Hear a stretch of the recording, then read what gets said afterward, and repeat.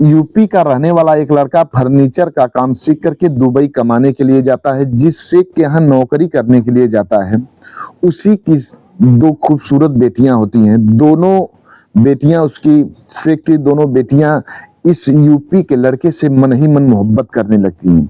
धीरे धीरे नजदीकियां बढ़ाती हैं। एक दिन दोनों इस यूपी के लड़के से संबंध बनाने लगती हैं। दोनों शेख की लड़कियां एक रोज प्रेग्नेंट हो जाती हैं। जब इस यूपी के लड़के को पता चलता है कि शेख की दोनों लड़कियां प्रेग्नेंट हो गई हैं, अब वह यूपी का लड़का वहां से भाग आता है अपने घर। फिर इसके बाद जो हुआ कहानी में आप लोगों को विस्तार से बताएंगे। नमस्कार, प्रणाम। हम अजीत यादव उर्फ शेरा भाई, हमारे इस चैनल में आप सबका बहुत बहुत स्वागत है। अगर आप लोग हमारे इस चैनल को सब्सक्राइब नहीं किए हो तो चैनल को सब्सक्राइब करें, लाइक करें, कमेंट करें। हाँ, अगर यह कहानी अच्छी लगे तो इस वीडियो को शेयर भी करें। अब कहानी विस्तार से। यह कहानी शुरू होती है यूपी के गोंडा जिले से। यहीं के रहने वाले एक व्यक्ति जिनका नाम मंगनू राम होता है, मंगनू राम की पत्नी का नाम जमुना देवी होता है। इन दोनों दंपत्ति के बीच में एक बेटी और एक बेटा होता है। बेटी बड़ी होती है, बेटा छोटा होता है। मंगनू राम जी अपने दोनों बच्चों का नाम अपने ही गांव के एक स्कूल में लिखवाते हैं। दोनों बच्चे पढ़ने लिखने में बड़े तेज तर्राक थे। दोनों बड़े ही खूबसूरत थे। दोनों की प्रतिभा को देखकर उससे गांव के सभी लोग, अध्यापक लोग, सभी लोग उससे बहुत मोहब्बत करते थे। मंगनू राम जी गारे माटी का काम किया करते थे। गारे माटी का काम करते थे। जो भी आमदनी होती थी उसी से परिवार का खर्च चलता था। धीरे धीरे समय व्यतीत होता है। मंगनू राम की बेटी जो खुशबू थी, बेटी का नाम खुशबू होता है, बेटे का नाम दिलीप होता है। खुशबू बेटी जब इंटर की पढ़ाई कंप्लीट कर लेती है तो मंगनू राम जी उसकी शादी के लिए एक लड़का ढूंढते हैं जिससे खुशबू की शादी हो सके। उस लड़के का नाम विनोद होता है। अब विनोद से शादी तय हो जाती है। खुशबू से शादी के लिए विनोद को चुन लेते हैं मंगनू राम जी। जिस दिन खुशबू की शादी थी, विनोद बड़ी धूमधाम से बारात लेकर के मंगनू के दरवाजे पर आता है। सब मंगनू राम जी सभी बारातियों का खूब अच्छे ढंग से सेवा सत्कार करते हैं। सेवा सत्कार करने के बाद जब शादी की रस्म होने लगती है, जब लड़का लड़की एक दूसरे को वरमाला पहनाने लगते हैं, उसी समय जो विनोद था दूल्हा, वह मोटरसाइकिल की जिद करने लगता है, मांग करने लगता है। मंगनू राम से कहता है कि जब तक मुझे मोटरसाइकिल नहीं मिलेगी तब तक मैं आपकी बेटी को वरमाला नहीं पहनाऊंगा। अब जब इतनी बात मंगनू राम सुनते हैं, रोने लगते हैं, कि हाथ जोड़ लेते हैं, कहते हैं बेटा हमारे पास इतनी आमदनी नहीं, इतना पैसा नहीं है कि मैं तुम्हें मोटरसाइकिल दे सकूं। हमारी बेटी से शादी कर ले बेटा। पर वह लड़का विनोद जो दूल्हा था वह जिद कर बैठता है, कहता है नहीं, जब तक मुझे मोटरसाइकिल नहीं मिलेगी तब तक मैं आपकी बेटी से शादी नहीं करूंगा। अब विनोद तमतमा उठता है और अपने पिता से कहता है कि पिताजी अब हम लोग चलो घर चलते हैं। विनोद अपने पिता से कह करके सभी बारातियों को साथ लेकर के अपने घर रवाना हो जाता है। मंगनू राम जी सभी के हाथ पैर जोड़ते हैं, पूरा परिवार हाथ पैर जोड़ता है। मंगनू राम का बेटा दिलीप भी सभी का हाथ पैर जोड़ता है, पर कोई एक भी नहीं सुनता है। विनोद अपने पिता को, बारातियों को साथ लेकर के अपने घर चला आता है। इधर घर के सभी लोग बिल्कुल आहत हो जाते हैं। सभी लोगों की आंखों से केवल आंसू ही गिर रहे थे। माँ अलग रो रही थी, पिता अलग रो रहे थे, दिलीप बेटा जो था अलग रो रहा था, खुशबू अलग रो रही थी घर में बैठ करके। दिलीप रोते हुए गांव के सिवान में जाता है। सिवान में जाकर के वहीं बैठ करके खूब फूट फूट करके रो रहा होता है। इतने में दिलीप का एक दोस्त था जो दुबई रहता था, उसका नाम था भीम। भीम का घर दिलीप के घर से करीब करीब 15 किलोमीटर की दूरी पर था। भीम दिलीप के साथ पढ़ता था। साथ पढ़ करके वह दुबई कमाने के लिए चला गया था। जब भीम फोन करता है दिलीप के मोबाइल पर, दिलीप से हाल चाल पूछने लगता है। दिलीप से कहता है कि दोस्त क्या हाल चाल है, कैसे हो। तब दिलीप रोने लगता है, कहता है कि मित्र क्यों हाल चाल पूछ रहे हो, हाल चाल बहुत खराब है। तब भीम कहता है कि आखिर हुआ क्या है, बताओ मुझे। दिलीप रो रो करके सारी कहानी बताता है कि जिस लड़के से हमारी बहन की शादी होने वाली थी, वह लड़का मोटरसाइकिल की मांग कर बैठा। हमारे पिताजी देने में असमर्थ थे, मोटरसाइकिल नहीं दे पाए। वह लड़का सभी बारातियों को अपने साथ लेकर के अपने घर चला गया। हमारी बहन खुशबू से शादी नहीं किया।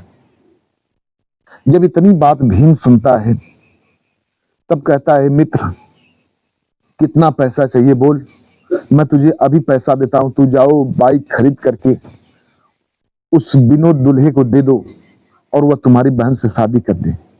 दिलीप कहता है कि मित्र मुझे अब एक भी पैसा नहीं चाहिए। अगर तुम हम मुझ पर एहसान करना चाहते हो तो तुम एक काम करो कि तुम हमें भी दुबई बुला लो, हम वहीं कमाएंगे, जो पैसा कमाएंगे उसी पैसे से हम अपनी बहन की शादी करेंगे। बस अगर एहसान करना है तो इतना एहसान कर दे। भीम पूछता है कि कोई काम सीखे हो। दिलीप कहता है, हाँ मैं फर्नीचर का काम सीख चुका हूं, फर्नीचर का काम सीख चुका हूं, अगर मुझे बुलाना चाहते हो तो बुला लो।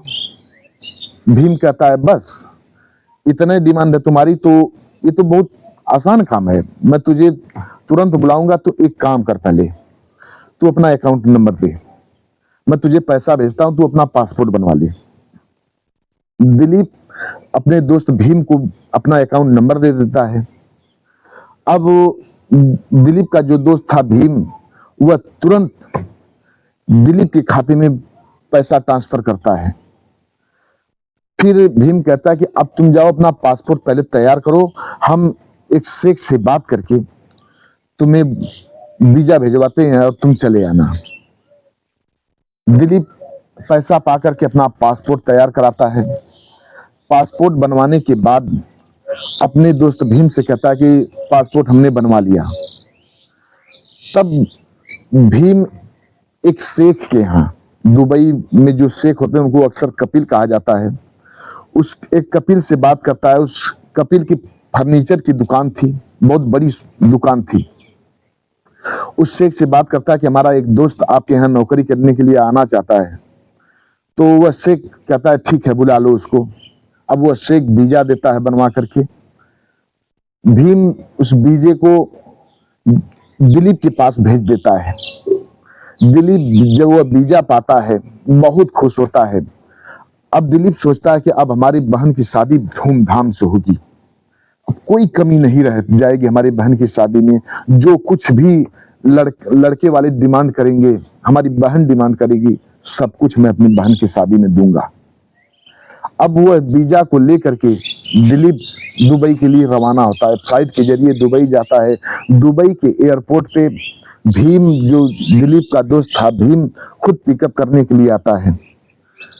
दोनों मित्र दुबई के एयरपोर्ट पर मिलते हैं। भीम दिलीप को अपने साथ लेकर के उस शेख के यहाँ जाता है जिस शेख से बात कर चुका था। उस शेख के यहाँ दिलीप को लेकर के जाता है। दिलीप वहीं रहने लगता है।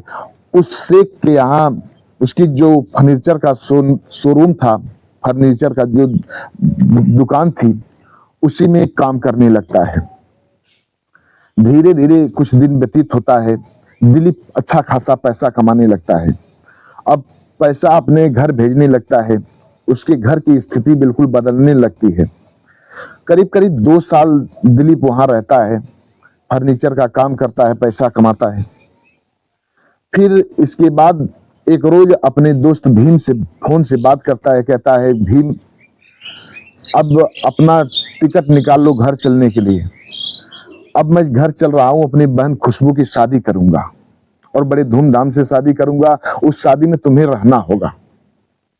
जब इतनी बात भीम सुनता है, कहता है ठीक है। भीम अपना टिकट निकलवा लेता है, दिलीप भी अपना टिकट निकलवा लेता है। दोनों दोस्त एक साथ घर पहुंचते हैं। अब दिलीप था उसी लड़के विनोद से फिर शादी का डेट तय करता है। कहता है जाकर के उस विनोद से कहता है कि अब तुम हमारे बहन से शादी करो, अब तुम्हें जो भी चाहिए हम तुम्हें सब कुछ देंगे। वह लड़का विनोद कहता है कि मुझे कुछ नहीं चाहिए, मुझे केवल मोटरसाइकिल चाहिए, मैं शादी कर लूंगा।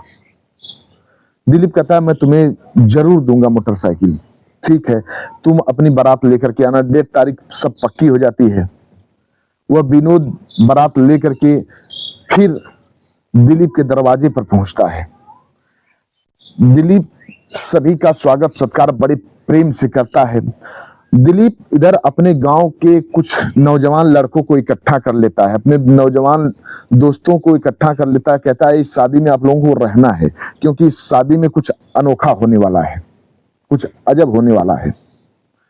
सभी दोस्तों को बुला लेता है। रात को जब दूल्हा दुल्हन एक दूसरे को बरमाला पहनाने की पारी आती है, पहनाने जाते हैं, तभी दिलीप विनोद दूल्हे को रोक देता है। जब वही वह विनोद खुशबू को जब बरमाला पहनाने जाता है तो वहीं दिलीप विनोद को रोक देता है। कहता है रुक जाओ, यह शादी नहीं हो सकती। जब इतनी बात सभी लोग सुनते हैं, सभी लोग अवाक रह जाते हैं। दिलीप के पिता मंगनू राम जी दौड़ करके दिलीप के पास आते हैं। कहते हैं बेटा क्या कर रहे हो? दिलीप कहता है पिताजी आप शांत रहिए, मैं जो कुछ कर रहा हूं ठीक कर रहा हूं।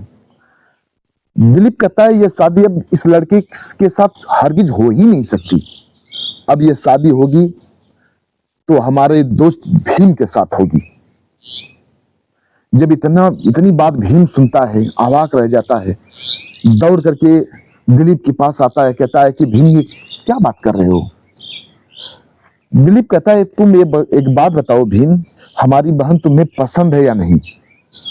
भीम कहता है बिल्कुल पसंद है, तुम्हारी बहन बड़ी खूबसूरत है, इसमें कोई शक नहीं है, पर विनोद से शादी हो जाने दो, इन सबको बेइज्जत मत कर। तब दिलीप कहता है मित्र, जिस वक्त हमारे पिताजी के पास पैसा नहीं था उस वक्त इन लोगों ने हमारे पिताजी को बेइज्जत किया था। आज तुम कह रहे हो कोई इन लोगों को बेइज्जत मत करो, इन सालों को मार कर भगाना चाहिए। दिलीप वही गालियां देने लगता है। कहता है माधर जात भाग जाओ यहाँ से सालों, सभी को बेइज्जत करता है, दूल्हे को गालियां देता है और सभी को तिरस्कृत करके भगा देता है। फिर इसके बाद भीम से कहता है भीम सभी के सामने हमारी बहन से शादी तुम करोगे, चलो अभी तुम जयमाल पहनाओ, जो बरमाला है अभी हमारी बहन को पहनाओ। जबरदस्ती भीम को पकड़ करके दिलीप लेकर के जाता है और भीम खुशबू को बरमाला पहना देता है। दोनों की शादियां हो जाती हैं।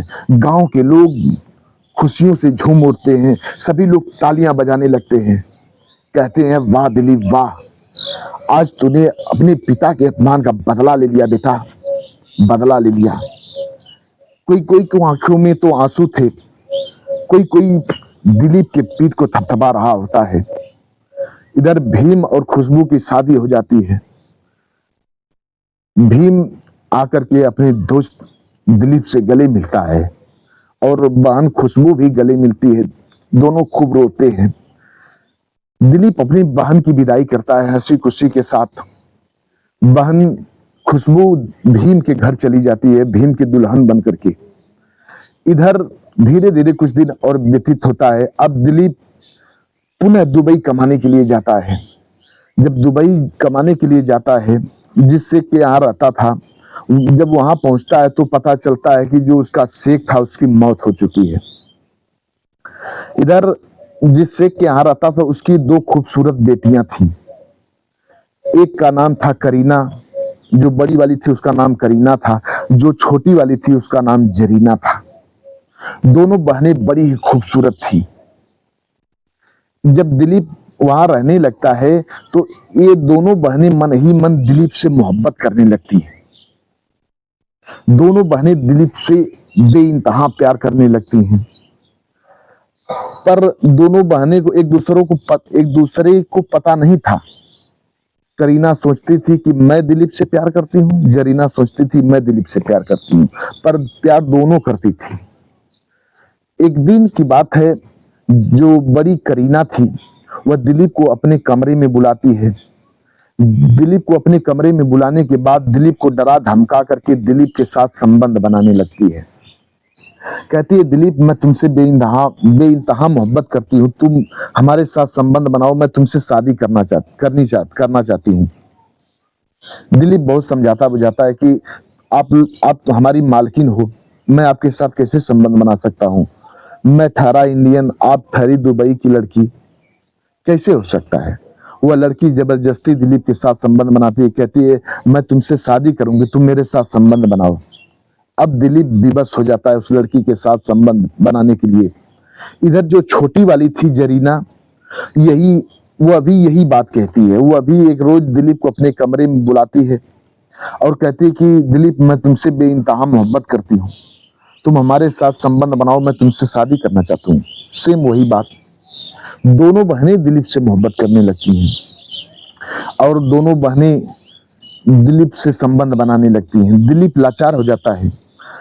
हाँ, और जो करीना थी वो कहती है कि इस बात की जानकारी हमारे घर वालों को न चल पावे, हमारी बहन को, हमारी माँ को न चल पावे।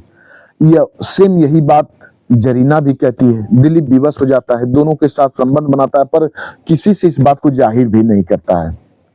धीरे धीरे कुछ दिन व्यतीत होता है, दोनों बहनें करीना और जरीना दोनों प्रेग्नेंट हो जाती हैं।